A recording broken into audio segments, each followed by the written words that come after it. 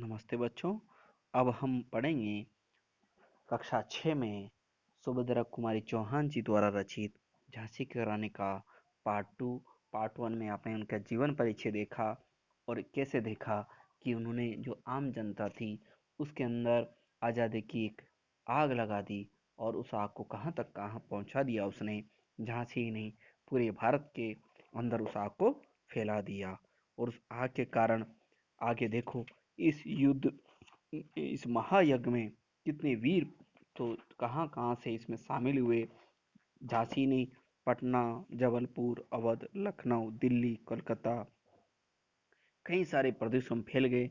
तो कवि यत्री कहती हैं, इस स्वतंत्रता महायज्ञ में कई वीरवर आए काम, नाना दूदू पंत तांतिया चतुर अजीमुल्ला सरनाम, अहमद शाह मौलवी ठाकुर कुंवर सिख सैनिक अभिराम, भारत के इतिहास गगन में अमर रहेंगे जिनके नाम। लेकिन आज जुर्म कहलाती उनकी जो कुर्बानी थी, बुंदेले हर बोलों के मुंह हमने सुनी कहानी थी, खूब लड़ी मर्दानी वो तो झांसी वाली रानी थी। इनकी गाथा जो है उस पर हम देखेंगे। कवित्री कहती हैं कि जो महायज्ञ चालू हो गया, यानी महान यज्ञ था देश को आज़ाद करवाने वाला, इसमें हमारे देश के अनेक वीरों ने अपना बलिदान दिया। उनमें से दूदू पंत थे, नाना साहब भी कहते हैं, तात्या टोपे थे, अजीमुल्ला खां थे, अहमद शाह मौलवी थे, ठाकुर कुंवर सिंह थे।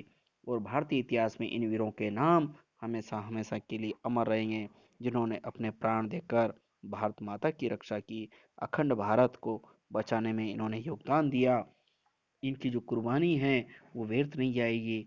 देश हमेशा याद रखेगा इस बलिदान को, क्योंकि इन्होंने हमारे देश को बचाने के लिए हमारे इस जुर्मों के जो अंग्रेज करते थे उनका विरोध करते हुए इन्होंने अपनी बलिदानी दी। और उनमें से झांसी की रानी भी एक है। और इसी झांसी की रानी के बारे में बुंदेल के लोग कहते हैं कि ये तो बहुत वीर थी, अरे ये तो मर्दों के जैसे इन्होंने झांसी की रक्षा की। आगे पैराग्राफ में देखेंगे हम, इनकी गाथा छोड़ चले हम झांसी के मैदानों में, जहाँ खड़ी थी लक्ष्मीबाई मर्द बन मर्दानों में, लेफ्टिनेंट वाकर आ पहुंचा आगे बढ़ा जवानों में, रानी ने तलवार खींच ली हुआ धुंध आसमानों में, जख्मी होकर वोकर भागा उसे अजब हैरानी थी, बूंदेले हर बोलों के मुंह हमने सुनी कहानी थी, खूब लड़ी मर्दानी वह तो झांसी वाली रानी थी। तो देखो, अंग्रेजों ने महिलाओं को भी कितना परेशान किया, शोषण किया। अरे उन्हें ये भी नहीं पता चला कि युद्ध तो बराबर वालों में होता है। लेकिन इस काव्यांश में झांसी की रक्षा की, और मैदान में जब वो डटी रही झांसी के युद्ध में, तो उस समय अंग्रेजों की तरफ से भी वॉकर नाम का सेनापति वह पहुंचा। ठीक है। और भारत की अनेक रियासतों पर कब्जा करने के बाद वो झांसी पर भी कब्जा करना चाह रहे थे। तो लक्ष्मीबाई ने क्या किया, मर्द बनकर मर्दों के बीच में खड़ी हो गई, यानी वो युद्ध में उन पुरुषों के बीच खड़ी हो गई। क्योंकि रानियां महलों में रहती थी, पुरुष संघर्ष करते थे, युद्ध करते थे। लेकिन आज समय देखिए, झांसी की रानी ने खुद अपना युद्ध मैदान में खुद कूद पड़ी है। और अंग्रेजों की तरफ से लेफ्टिनेंट ओकर आया, उससे उसके जवानों के बीच वो लड़ने लगी। रानी की तलवार निकाली और दोनों में घमासान युद्ध हो गया। और इतना युद्ध हुआ, वोकर घायल होकर भाग गया। क्योंकि समान युद्ध नहीं था, ये तो झांसी की रानी के बारे में है कि वो तो अजब था। वो हैरान हो गया, अरे एक महिला होते हुए एक पुरुषों से युद्ध कर रही हैं और मुझे हराने वाली हैं। और इस तरह से वो भाग जाता है। और इस तरह से इस पैराग्राफ में आपने देखा कि वो महिला होते हुए मर्दानी कहलाती है। उसने अपना सब कुछ बलिदान कर दिया झांसी की आन बान शान के लिए। भारत माता की आज़ादी में उसने पूरे देश को एकजुट किया। रानी बड़ी कालपी आइस कर सो मील निरंतर पार, घोड़ा थक कर गिरा भूमि पर गया स्वर्ग तत्काल सिदार, यमुना तट पर अंग्रेजों ने फिर खाई रानी से हार, विजय रानी आगे चल दी किया ग्वालियर पर अधिकार। अंग्रेजों के मित्र अंग्रेजों के मित्र सिंधिया ने छोड़ी राजधानी थी, बुंदेले हर बोलों के मुंह हमने सुनी कहानी थी, खूब लड़ी मर्दानी वह तो झांसी वाली रानी थी। तो बच्चों, इसमें देखा कि अंग्रेजों का वो लोहा लेते हुए आगे बढ़ रही थी, और अब वो झांसी से कालपी पहुंच गई और कई सारी मील चलकर वो आई। इसलिए उसका घोड़ा थक गया था और थकने पर जमीन पर गिर गया, और जैसे में गिरा घोड़ा मर गया। वो यमुना नदी के किनारे अंग्रेजों को फिर से हरा दिया उसने, और इस तरह से उसने अपने मर्दाने का परिचय दिया। रानी ने ग्वालियर पर अधिकार जमा लिया और अंग्रेजों के मित्र सिंधिया को राजधानी छोड़नी पड़ी। जो जो सिंधिया परिवार हैं उनकी जो एरिया है वो ग्वालियर है, तो उन्हें भी वो छोड़ना पड़ा। इस प्रकार वो आगे बढ़ती रही, अपनी विजय पताका फहराती रही। तो इस तरह से कहते हैं कि बुंदेल के लोग गायक कहते हैं, अरे वो साधारण महिला नहीं थी, वो तो वीर थी जिसने भारत को उस समय आज़ादी का महत्व बताया। आगे हम पढ़ते हैं इसमें, विजय मिली पर अंग्रेजों को फिर सेना घिर आई थी। अब के जनरल स्मिथ सन्मुख था, उसने मुंह की खाई थी। कान्हा और मंद्रा सखियां रानी के संग आई थी, युद्ध क्षेत्र में उन दोनों ने भारी मार मचाई थी। पर पीछे हूँ रोज आ गया, पीछे हूँ रोज आ गया, पीछे हूँ रोज आ गया, हाय गिरी अब रानी थी, बुंदेले हर बोलो के मुंह हमने सुनी कहानी थी, खूब लड़ी मर्दानी वह तो झांसी वाली रानी थी। तो इस तरह से देखिए दूसरे पैराग्राफ में चित्र में आप देख रहे हैं कि चारों तरफ से अंग्रेज उसको घेर के मार रहे हैं। अरे अंग्रेज इतने पुरुष थे, तो देखो उस महिला पर चारों तरफ से हमला कर दिया उन्होंने, तलवार भाले चला दिए, और वो चारों से संघर्ष कर रही है, और उसका घोड़ा भी मर जाता है। तो इस तरह से उन अंग्रेजों को हराया था। उसे मिजी मिल गई थी ग्वालियर में, और वो आगे बढ़ रही थी, पर अंग्रेज सेना ने उसे घेर लिया था। वो घिर गई थी, और अब की बार तो उसके सम्मुख जनरल स्मिथ भी पहुंच गया था, और उसे भी रानी ने हरा दिया था। रानी की जो सहेलियां थी कान्हा और मुंद्रा, उन्होंने भी रानी का पूरा साथ दिया था, और इन दोनों ने वहां बहुत भारी मारकाट मचा दी थी, जिसे युद्ध क्षेत्र में उसका जो अंग्रेज हैं उनको बहुत नुकसान हुआ। और इसी बीच रानी को पीछे से हुरोज ने घेर लिया। अब रानी बुरी तरह से घिर गई थी। बुंदेल के लोग गायक कहते हैं कि झांसी की रानी लक्ष्मीबाई ने अंग्रेजों से डटकर मुकाबला किया और भारत की आन बान शान की रक्षा की। तो भी रानी मार काट काट कर चलती बनी सैन्य के पार, किंतु सामने नाला आया था यह संकट विषम अपार। घोड़ा अड़ा नया घोड़ा था, इतने में आ गए सवार, रानी एक शत्रु बहु तेरे होने लगे वार पर वार। घायल होकर गिर सिंगनी उसे गिर वीर गति पानी थी, बुंदेले हर बोलों की मुंह हमने सुनी कहानी थी, खूब लड़ी मर्दानी वह तो झांसी वाली रानी थी। तो इस पैराग्राफ में आप देखेंगे कि झांसी की रानी जो युद्ध कर रही थी, वो चारों तरफ से अंग्रेजी सेना से अब घिर गई थी, और उसने फिर भी अंग्रेजों के खूब सैनिक मारे, उनका मुकाबला किया और उन्हें हराती रही, और शत्रु से मुकाबला करते करते हुए हमेशा रानी आगे बढ़ती रही।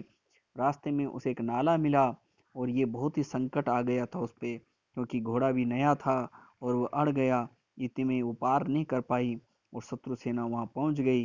रानी को चारों तरफ से उन्होंने घेर लिया, और वो घायल सैनिक के घायल होने से गिर पड़ी थी। युद्ध भूमि में लड़ते लड़ते वीर गति को प्राप्त हो गई, और अंग्रेजों से उसके चारों तरफ दुश्मन थे, फिर भी उसने अपनी वीर गति पा ली, और वो लड़ती हुई शहीद हो गई। इस तरह से बुंदेल के लोग गायक कहते हैं कि झांसी की रानी मारी नहीं गई, उसे उसने देश के लिए अपनी कुर्बानी दी, और देश को ये बताया कि महिला होते हुए वो अपनी शक्ति से अंग्रेजों को हराने में समर्थ है। उसने संघर्ष किया।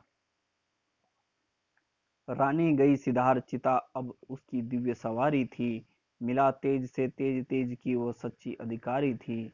अभी उम्र कुल 23 की थी, मर्द नहीं अवतारी थी, हमको जीवित करने आई बनी बन स्वतंत्र नारी, स्वतंत्रता नारी थी। दिखा गई पथ सिखा गई हमको जो सीख सिखानी थी, बुंदेले हर बोलों के मुंह हमने सुनी कहानी थी, खूब लड़ी मर्दानी वह तो झांसी वाली रानी थी। तो कवि कहता है, कवयित्री कहती हैं कि रानी तो सिधार गई, लेकिन उसका जो शरीर था वो भी, अब क्या कह रही है कवयित्री, अरे रानी को तो वीर गति मिल गई, और वो चिता पे सवार हो गई, इस दुनिया को छोड़ दिया उसने, लेकिन उसका जो अलौकिक तेज था वो अगले तेज में मिल गया। अरे वो तो ऐसे तेज की अधिकारी थी, अभी तो उम्र कितनी थी उसकी, 23 साल की थी, 23 ईयर्स।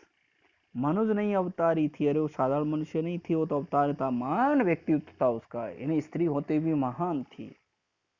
क्यों? हमको जीवित करने आई बन स्वतंत्रता नारी थी।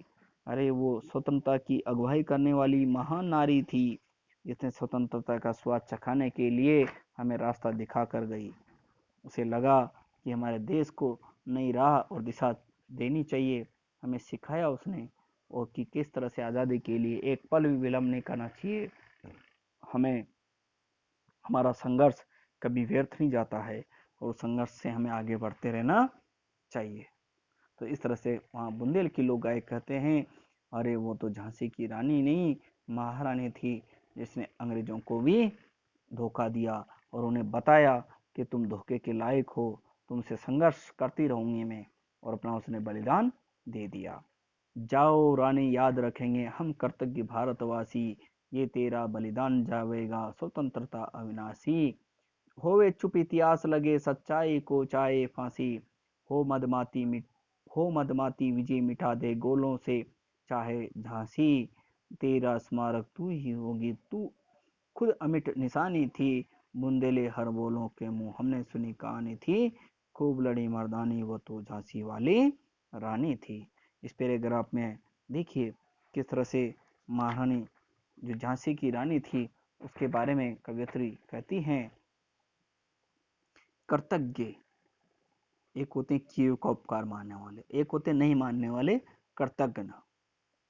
ठीक है, बलिदान शहादत, अविनाशी जो कभी विनाश नहीं होता, अमर है, होवे चुप इतिहास, आज इतिहास भी उसके बलिदान पर कुछ नहीं लिखा जाए, मदमाती मस्ती में नशे में जो स्मारक यादगार, खुद स्वयं अमिट जो नहीं मिटने वाली है। कवयित्री रानी के बारे में कहती हैं, अरे लक्ष्मीबाई के तो सदा सोन भेंट करती हुई कहती हैं वो, अरे रानी हमारे बीच से चली नहीं गई, हम भारतवासी उसके ऋणी रहेंगे, कृतज्ञ रहेंगे, सदा तुम्हें याद करते रहेंगे, क्योंकि तुम्हारा जो बलिदान है वह हमारे अंदर त्याग की भावना जगाएगा। क्यों? क्योंकि तुम्हारे त्याग बलिदान जो तुमने 23 साल में कर दिया है, इतनी कम उम्र में देश के लिए कुर्बानी दी अपनी, जिससे हमने स्वतंत्रता पाई है, जो बाद में 1947 में हमारा देश आज़ाद हुआ है। तो ये इतिहास भले ही चुप हो जाए, लेकिन तुम्हें जो भी है सच्चाई को फांसी लग जाए, पर हम अवश्य विजय होंगे, क्योंकि भारत में कितने वीरों ने अंग्रेजों के खिलाफ संघर्ष किया है, उन्हें अंग्रेजों ने फांसी दिए, धोखा दिया है, जला दिया है, मार काट दिया है, लेकिन भारत के वीर सिपाहियों ने भारत की जो विजय है उसे मिटने नहीं दिया है, और उसे हमेशा आगे रखा है।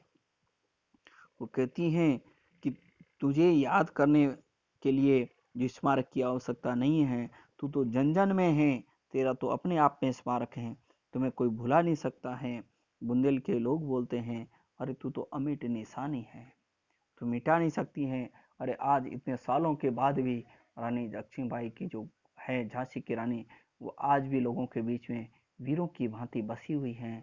उसका उदाहरण है कि भारत की आज़ादी में उसने अपना जीवन कुर्बान किया, और देश में महिलाओं के लिए नहीं पुरुषों के लिए वो आदर्श बन गई, बच्चों बच्चों के लिए आदर्श हैं, कि वो झांसी की नहीं पूरे भारत की नायिका बन गई, जिसने अंग्रेजों की सत्ता का से मुकाबला किया, और उन्हें ये एहसास कराया कि यहाँ के पुरुष ही नहीं, यहाँ के बच्चे ही नहीं, यहाँ की वीरांगनाएं भी तुमसे लोहा ले सकती हैं, और उसका मुकाबला तुम्हारे लिए बहुत भारी है, तुम आसानी से उन्हें हरा नहीं सकते हो।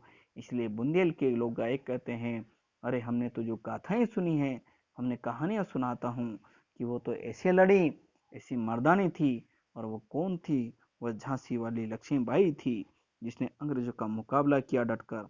इसलिए वो गाथाएं आज जन जन में व्यापक है। तो प्यारे बच्चों, इस तरह से आपका पार्ट 2 समाप्त हुआ।